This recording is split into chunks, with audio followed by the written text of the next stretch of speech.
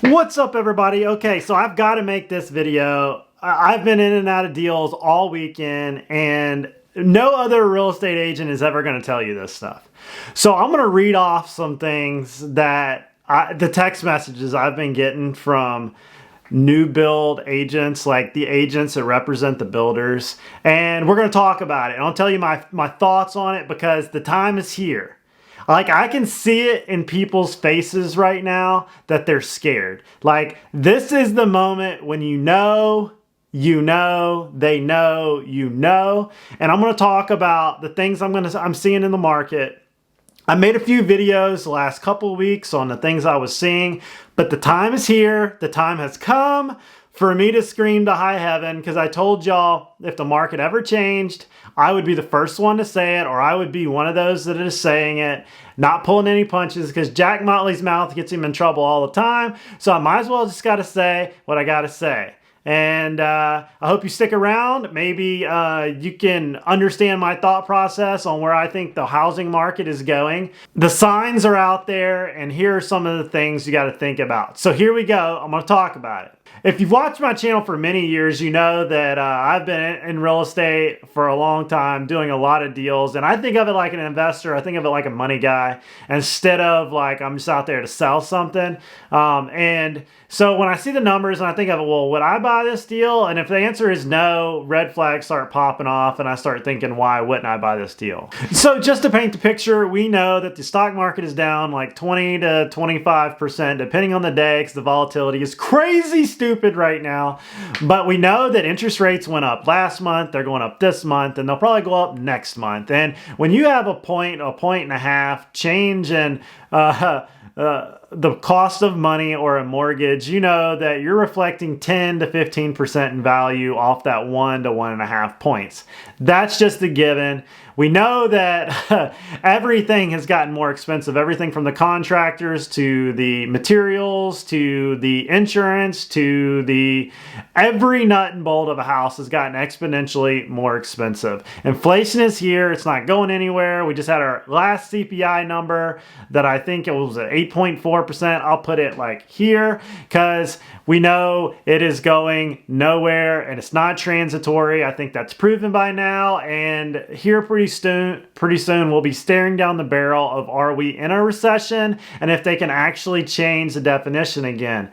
This next time they probably won't be able to. We're going into midterm elections, which is going to be, nobody's going to know what the real truth is because there's that going on. I won't go into that, but okay, from the top, we got like a known 824,000 new builds under construction. When you stack on that showings are down dramatically. Some houses are not getting any showings, or they're getting one here and one there. Very little buyers competition over the property. We got 9.3 months of inventory out there and climbing, because most sellers right now have that fear of missing out, and they're listing their properties as fast as they possibly can because they know that next month interest rates are going to go up even more, slowing the market down even more. To add on that, people are just not applying for loans as like they were. Mortgage demand is way down.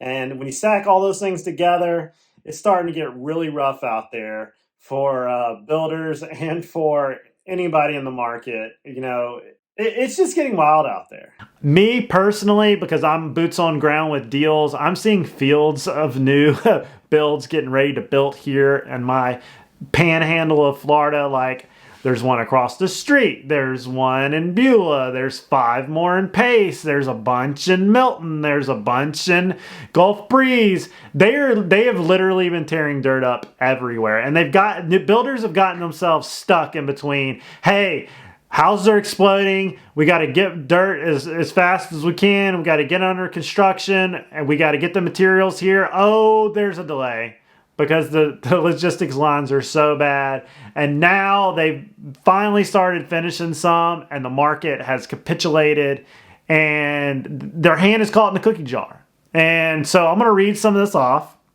These are actual text messages that I get from agents around town and in the field, and I'm not going to name any names, but you'll know kind of like my thought process. No other agent's ever going to do this, and it's not unbecoming because they're actually publishing this everywhere.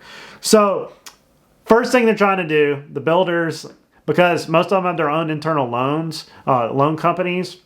They have their own title companies, have everything. Well, let me tangent for a second. These guys have got their own contracts. They force you to use their own contracts, not the normal like Florida real estate contract. There's some of these guys that are like 60 pages long. You never win with these contractor or with these new build contracts, and it's either take it or leave it. There's no protection for you as the buyer. Like getting your earnest money back because of something is like almost impossible. And so, you know, they have their own internal mortgage company, and so. It's kind of like a car. They make more money. Well, they make a lot of money on the loans as well as selling the product. And then they also get you to close at their title company. So therefore, they get that too. It's a money-making process, and they've got it down pat. So the first thing they try to get you to do is they want a buy-down point. So here we go. FHA, VA, 3.5, 4.5% loans are offering the buy-down of the loans. Okay. Now, they're offering, this week they were offering 5% to 8% commissions for real estate agents to bring a buyer to them. That is insane. Normally it's 2.5, but 5 to 8% commissions depending on which, this is just from one builder.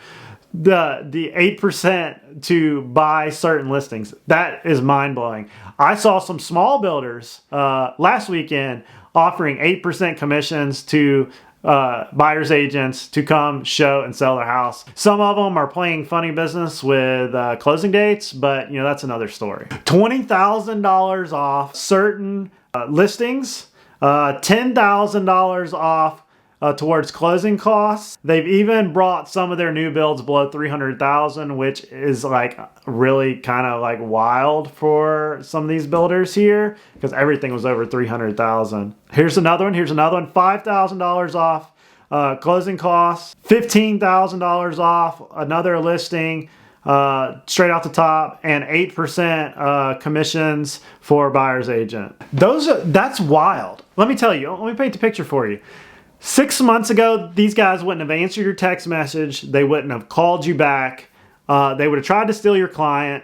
If you got under contract, they'd drag you out knowing that the comps were running ahead of them, and that if you didn't do exactly what they wanted you to do, they would cancel the contract at their first ability to relist, sell it higher. I mean, things that were, you know, you get under contract for $360, drag it out to day 60 or whatever because of plumbers with COVID or whatever. Then you get to, meanwhile, somebody just closed next door at $385 because they've got others rolling, you know, multiple properties. So they're like, hey man, if you better go ahead and execute, because if you drop it at $365, we're going to jack it up to $385. We got the comps now, and we'll just sell it there. So thanks, bro.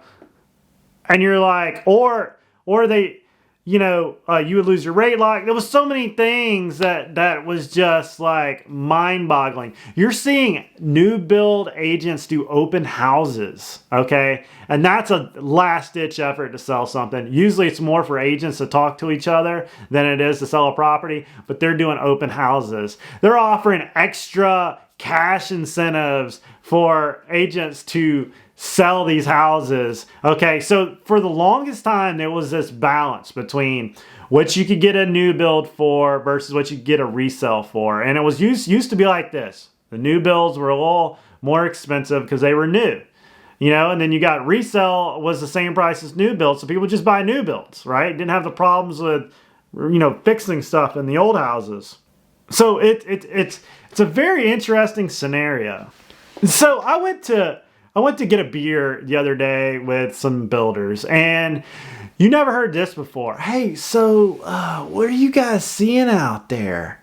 Are you having a hard time? You know, what are the other, like Adams Homes? How are they doing?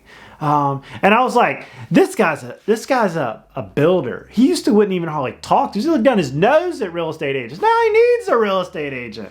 Like he's wanting to know what we think.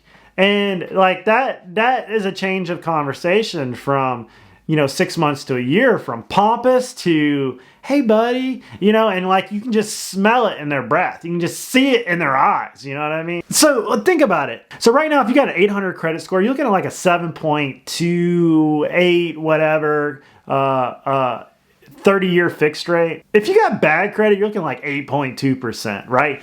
Next month, I guarantee you that's up another 0.75. Going up and up. It's getting harder and harder to get these loans. And you're going to start seeing a lot of straw buyers and a lot of mortgage fraud starting to happen because people aren't going to be able to get a house. So you're going to see two guys going to buy a house. One's on the paper. One's actually living there. That's illegal. Don't do that. But like, you're going to see a lot more of that, and banks are getting a lot quicker to catch this stuff. Everything's digital. They've got it all right in front of them. So I'm seeing a lot of agents that used to be in the $1 million category now hustling $200,000 and $300,000 homes. You know that when you see investors trying to get houses under $200,000 or $200,000 and below, that's the old $100,000. This is just like crazy to try to keep up with, because every week either the Federal Reserve or the government or the insurance companies are changing the scope of the playing field. It is changing by the minute. That's why you got to keep up with these videos and kind of know what the agents are seeing. I mean, like Adams Homes, don't sue me, bro, but I've heard through the grapevine, like some of them had hardly 0 showings this week. 0. Brand new builds. Because if you think about it, that affordable house, around here you would say, 300 and below, the cost to get into those houses because of the interest rates going up has gone up a lot. And so the amount of money you used to have to make to get in that house, it was drastically different than what it is now because the payment is so much more because of interest. So like when I'm seeing agents that are wearing Louis Vuitton and Prada and Gucci, and they got 7 or 8 listings and they've had no showings all week, okay? Things have changed, okay?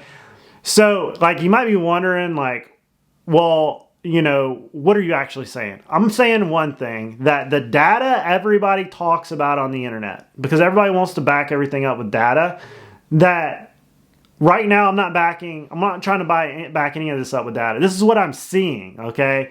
The data is late. The data is behind. The data is not always real time. And in real estate, it's months behind, okay? There's real fear in some of these builders' eyes, okay? They know that these loans are coming due and some of these rates are fluctuating, and the cost to acquire everything, the cost just to get the workers to build on the house is going up. Okay, and they're going to get held with the holding costs of all these properties.